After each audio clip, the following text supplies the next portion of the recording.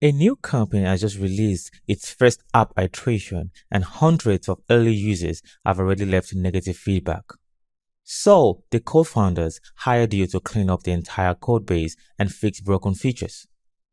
To begin, how can you improve the classes and functions to make the codebase more readable and consistent as a whole?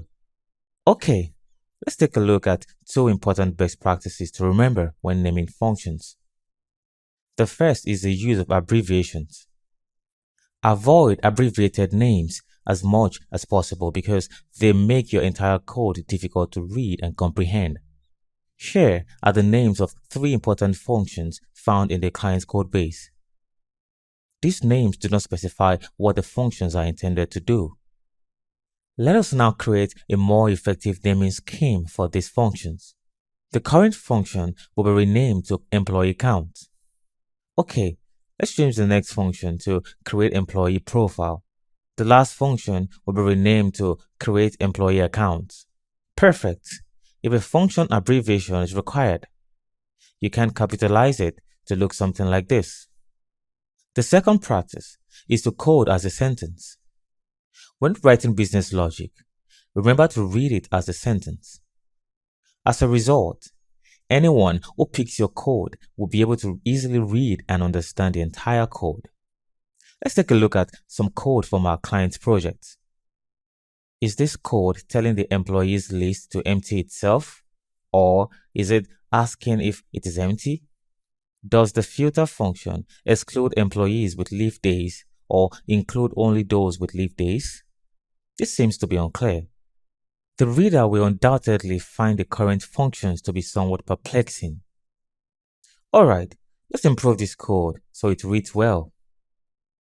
In this new implementation, we can get the employees where the employee has leave days.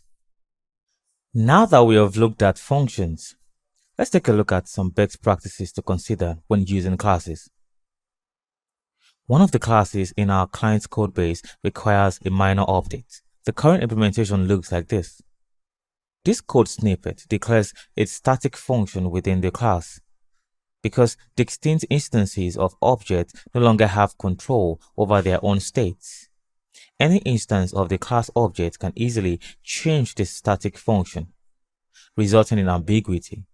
Therefore, we could just get rid of the class and the static keyword. A new implementation would look like this.